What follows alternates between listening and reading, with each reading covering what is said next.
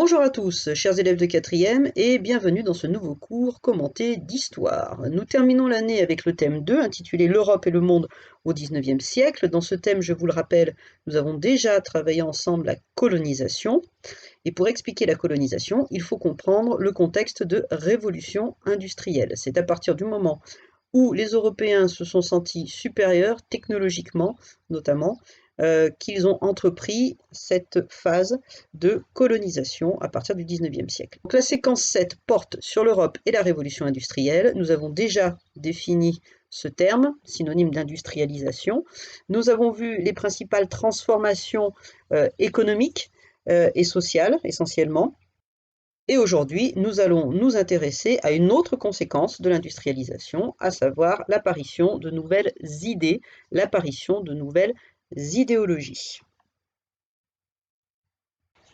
Toujours dans la séance 2, vous indiquez le titre du petit 4, l'apparition de nouvelles idéologies, et les références des documents que vous allez devoir lire, donc dossier documentaire, page 98-99. Cette partie de séquence est la plus importante de toutes les parties de séquence que vous avez pu travailler depuis le début de l'année. Pour quelle raison? C'est sur les mots que vous allez découvrir aujourd'hui, que vous allez apprendre à définir aujourd'hui, que votre programme de 3e est basé. Cela signifie quoi? Cela signifie que si vous comprenez les mots que je vais vous expliquer aujourd'hui dès la fin de ce cours, vous aurez fait un énorme pas en avant pour la compréhension des cours de 3e. Après, si vous ne comprenez pas, ce n'est pas grave, puisque toutes ces notions vont être retravaillées, quoi qu'il en soit, quel que soit votre professeur d'histoire-géographie l'année prochaine, en classe de 3e. Pour bien faire, je vais donc vous demander de lire l'ensemble des documents, pages 98-99, allez regarder toutes les définitions qui sont indiquées, et on se retrouve juste après pour que je vous explique tout ça et que je démêle tout ça pour que ça devienne clair pour vous. Allez, bon courage, à tout de suite. Bilan de la lecture, beaucoup de mots nouveaux, beaucoup de mots en isme, capitalisme, socialisme, communisme, libéralisme. Donc ma mission, c'est de faire en sorte que d'ici quelques minutes, vous arriviez à faire la différence entre le capitalisme, le socialisme, le communisme, et que vous compreniez aussi ce qu'est le libéralisme. Et si vous y arrivez, j'aurai un petit bonus pour vous en ce qui concerne le capitalisme à la fin de cette explication. Pour que vous compreniez la différence entre tous ces mots, nous sommes partis à la Xavière sur la base d'un schéma. Ce que je vais donc vous proposer, c'est une explication extrêmement simplifiée des idéologies nouvelles de la révolution industrielle. Pour votre information, ces idéologies existent toujours en 2020. Pour comprendre les idéologies de la révolution industrielle, il faut partir de la première de ces idéologies, c'est-à-dire celle que l'industrialisation a véritablement mise en place. Quelle est cette idéologie? En sachant que c'est la même idéologie économique que nous connaissons aujourd'hui, par exemple en France, et c'est même l'idéologie qui fait fonctionner la mondialisation. Cette idéologie, ce point de départ, c'est le capitalisme. Alors, qu'est-ce que le capitalisme? La définition est juste en dessous. C'est un système économique dans lequel les moyens de production, c'est-à-dire la terre, mais aussi les usines, les entreprises, appartiennent, mais appartiennent à qui? Essayez de formuler une proposition. Appartiennent à des particuliers. Ces particuliers, on les appelle, en fonction des époques, les bourgeois. On les appelle les propriétaires. On peut aussi les appeler, le plus souvent, des patrons. Dans le mot capitalisme, vous retrouvez le mot capital. Qu'est-ce que le capital? Le capital, c'est l'argent que vous allez investir dans une entreprise, mais vous ne l'investissez pas à perte, vous l'investissez pour la faire fructifier, c'est-à-dire pour gagner plus d'argent. Donc, quand un patron crée une entreprise, il apporte un capital, il apporte son capital, et son objectif, c'est que cette entreprise permette de faire fructifier le capital, c'est-à-dire, il part par exemple avec 100 000 euros d'investissement, et il espère très rapidement en retirer non pas 100 000, mais 200 000, 300 000, 400 000. Voilà, donc faire fructifier son capital. Cette idéologie capitaliste va être remise en cause pendant la révolution industrielle, notamment, c'était le thème du document 3, par les socialistes Marx et Engels, qui vont critiquer le capitalisme. En effet, Marx pense que du fait du système capitaliste, les propriétaires, les patrons, exploitent les ouvriers. Nous venons de travailler sur les conditions de vie et de travail des ouvriers pendant l'industrialisation, et nous avons vu aussi la hiérarchie sociale et les contrastes sociaux. Vous voyez très bien que les bourgeois vivent de manière très confortable en s'enrichissant, parce qu'ils sont propriétaires, patrons, et que les ouvriers ont à peine de quoi survivre au jour le jour. Donc ce capitalisme est considéré par certains intellectuels comme étant parfaitement injuste. Et donc, ce que va proposer Karl Marx, c'est de changer de système économique. Donc, abolir le capitalisme et passer à autre chose. Comment faire? Selon Karl Marx, il n'y a qu'une seule solution pour remplacer le capitalisme, c'est une révolution. Cette révolution ne peut être réalisée que par ceux qui sont exploités dans le système capitaliste, à savoir les prolétaires. Donc, il appelle ça la révolution du prolétariat. Ce sont les ouvriers qui vont se révolter contre le capitalisme et qui vont, en quelque sorte, prendre le pouvoir pour changer les choses. Donc, je vous rappelle que les prolétaires ne vivent que de leur travail et qu'ils ne sont pas propriétaires. Que se passe-t-il suite à la révolution du prolétariat, donc cette prise de pouvoir des ouvriers? On arrive à une situation intermédiaire, toujours selon Karl Marx. Cette situation intermédiaire est un nouveau système économique qui porte le nom de socialisme. Donc, le socialisme est un système économique dans lequel les moyens de production, la terre et les usines appartiennent, roulement de tambour, essayez de trouver, à qui? Puisqu'il n'y a plus de propriétaire, il n'y a plus de patron. À l'État. Donc, l'État prend en charge les usines et les terres dans lesquelles travaillent justement les prolétaires.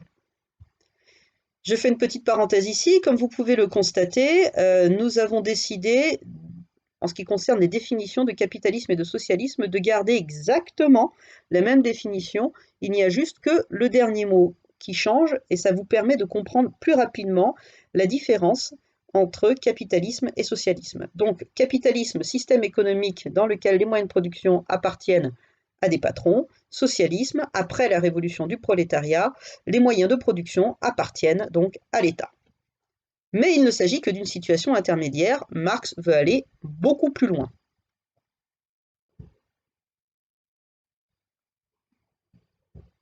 C'est-à-dire arriver à la situation finale. La situation finale, rêvée par Marx, s'appelle le communisme. C'est un système économique dans lequel les moyens de production, c'est-à-dire la terre et les usines, n'appartiennent ni à des particuliers ni à l'État, mais ces derniers sont mis en commun et répartis suivant les compétences de chacun. On arrive donc, si on met en place un système économique communiste, à une société beaucoup plus égalitaire, puisque les richesses sont partagées de manière équitable entre tous les membres de la population. On arrive ici dans une société sans classe sociale, c'est-à-dire qu'on ne trouve plus d'un côté les riches et d'un côté les pauvres. Non, tout le monde est, pour ainsi dire, logé à la même enseigne. Et ça, c'est l'objectif du communisme, c'est-à-dire arriver à une société parfaitement égalitaire. Je n'en ai pas fini avec vous, parce que dans le document 2 que vous avez eu à lire, Henri Schneider, le patron du Creusot, parle du libéralisme. Il est partisan du libéralisme. Alors c'est un capitaliste, Henri Schneider, il est patron, donc, mais il est aussi partisan du libéralisme. Donc je prends quelques secondes quand même pour vous expliquer ce qu'est le libéralisme. C'est une idéologie selon laquelle l'État n'intervient pas dans l'économie. Cela signifie donc que les patrons sont libres, donc vous voyez bien la relation, les patrons sont libres, libéralisme, ils sont libres de leurs décisions et de leurs choix. Donc ce sont eux qui peuvent fixer librement les salaires, organiser la production comme bon leur semble, puisque l'État n'intervient pas. Voilà pour mes explications, j'espère que vous arrivez bien maintenant à faire la différence entre capitalisme, socialisme, communisme et libéralisme. Si vous avez des difficultés, n'hésitez pas à m'écrire un petit mail, je répondrai sans aucun souci à vos questions. Vous pouvez aussi regarder à volonté cette vidéo pour écouter mes explications si nécessaire. Je vous propose pour terminer un petit bonus, notamment en relation avec l'idéologie capitaliste. En effet, quand je prépare ce cours chaque année, je me demande toujours comment je peux vous faire comprendre au mieux la notion de capitaliste. Et puis d'autant plus cette année parce que nous sommes à distance. Et en fait, il y a une façon très simple de vous faire comprendre ce qu'est le capitalisme. Pourquoi? Parce que vous avez déjà joué au capitaliste, vous avez déjà été un capitaliste. Vous allez me dire, ah bon, c'est vrai? Oui, à travers un jeu de société. Vous devinez lequel? Le jeu de société le plus vendu d'ailleurs au monde. Ce jeu de société, c'est le Monopoly. Et donc pendant quelques minutes, je vais vous proposer un petit historique de ce qu'est le Monopoly et en quoi le Monopoly est une mise en application du capitalisme tel que je vous l'ai défini. L'histoire du Monopoly commence en 1904 quand une femme, Elizabeth Maggie, dépose un brevet pour un jeu de société qu'elle a nommé The Landlord's Game. Alors si je traduis, c'est le jeu du propriétaire foncier, propriétaire terrien. Vous avez ici l'un des premiers plateaux de jeu réalisés à cette époque-là à la main. Quand Elizabeth Maggie crée ce jeu, elle crée un jeu anti-capitaliste, c'est-à-dire à l'opposé de ce que je viens de vous expliquer. En effet, cette dame est fermement opposée à la politique de son temps. Et elle admire un économiste américain qui s'appelle Henry George. Et dans un de ses livres, cet économiste explique que tous les hommes ont un droit égal à utiliser la terre de la même manière qu'ils ont un droit égal à respirer l'air. Donc, Elizabeth Maggie est séduite par cette théorie et elle a l'idée de créer un jeu de société pour mettre en application cette théorie. Ce jeu de société, à la base, est constitué de deux règles de jeu distinctes. Soit vous choisissez la version prospérité, soit vous choisissez la version Monopoly. Alors, la version prospérité, le principe est très simple. À chaque fois qu'un joueur gagne des points, s'enrichit, il enrichit automatiquement tous les autres. Ce qui fait qu'il n'y a pas de perdant dans la version prospérité de ce jeu de société. À l'opposé, la version Monopoly permet d'acquérir un maximum de terres et de faire payer les autres joueurs qui atterrissent sur les cases que vous possédez. Résultat, il n'y a qu'un seul vainqueur. Là, pour cette deuxième version, la version Monopoly, vous êtes dans l'idéologie capitaliste. Par contre, pour la version prospérité, vous êtes dans une version anticapitaliste. Et l'objectif d'Elizabeth Maggie, c'était de permettre, par la présence de ces deux règles de jeu, de faire comprendre aux personnes qui jouaient à son jeu que le système capitaliste, le système économique capitaliste, n'était pas un bon système, parce qu'il ne permettait pas une répartition égale des richesses. Depuis tout à l'heure, je vous parle de la créatrice, donc Elizabeth Maggie, et pourtant, quand vous cherchez rapidement sur Internet, vous allez vite vous rendre compte que, officiellement, le créateur du Monopoly s'appelle Charles Darrow. C'est un ingénieur chauffagiste états-unien qui vit dans les années 30. Il est au chômage et en 1931, il va découvrir le Landlord's Game en jouant avec une voisine. Et en 1934, il va modifier les règles de jeu, un tant soit peu, proposer un autre plateau de jeu et vendre son idée à une société éditrice de jeux de société qui s'appelle donc la société Parker Brothers. Pour la petite histoire, la société éditrice a eu du mal à accepter l'idée de ce jeu de société qui avait une particularité pour l'époque, il ne disposait pas de cases à arriver. On n'arrivait pas clairement à savoir quand est-ce qu'on avait gagné. Or, quand Charles Darrow propose cette nouvelle version finalement du Landor Games, il s'appelle Monopoly et la première règle du jeu, c'est-à-dire la règle prospérité, a disparu. Dès lors, il ne reste plus que la version capitaliste, donc à des années-lumière de l'idée de base, c'est-à-dire de dénoncer justement le système économique capitaliste.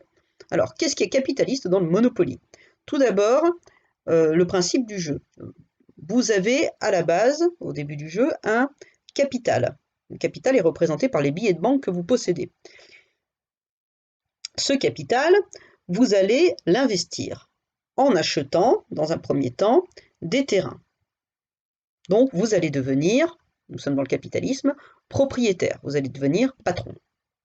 Et votre objectif va être, pendant toute la partie, de faire fructifier votre capital en enrichissant vos terrains. Comment? Vous allez profiter de votre capital et du fait que les autres joueurs, en tombant sur les cases, vous doivent un loyer, pour pouvoir réinvestir le capital dans la construction de maisons et dans la construction d'hôtels. Plus vous avez de maisons, plus vous avez d'hôtels, et plus les personnes qui arrivent chez vous doivent vous donner d'argent. Au final, vous gagnez la partie quand? Vous gagnez la partie quand vous avez remporté le monopole. Ça signifie que lorsque la totalité du plateau de jeu est à vous, quand vous avez fait faire faillite à vos adversaires et que vous avez pu racheter leurs terres pour vous enrichir au détriment des autres. Quand vous regardez un tout petit peu la composition du plateau, vous vous rendez compte que l'État intervient quand même, puisqu'il vous fait payer des impôts. Ah, c'est les fameuses cartes chance et caisses communautés par moment qui peuvent faire très très mal. Et l'État est là parce que vous pouvez aussi aller en prison en fonction de ce que vous avez fait, pas payé, pas payé. Voilà. Donc j'espère que vous avez compris que la meilleure illustration du capitalisme, c'est ce jeu de société. Ainsi s'achève ce cours d'histoire sur les nouvelles idéologies nées de l'industrialisation. J'espère que vous l'avez bien compris et que le bonus vous a plu. On se retrouve très vite pour le dernier cours commenté de cette séquence sur les migrations européennes et la conclusion. En attendant, bonne journée, à bientôt. Au revoir.